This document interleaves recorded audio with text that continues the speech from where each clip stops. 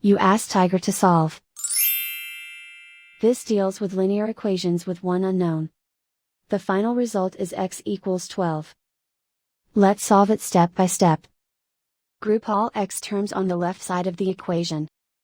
Subtract 4x from both sides. Group like terms. Simplify the arithmetic.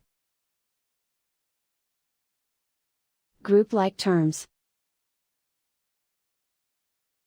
Simplify the arithmetic. Group all constants on the right side of the equation. Add 3 to both sides.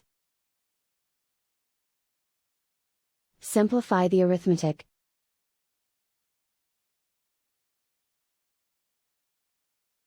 And so the final result is x equals 12.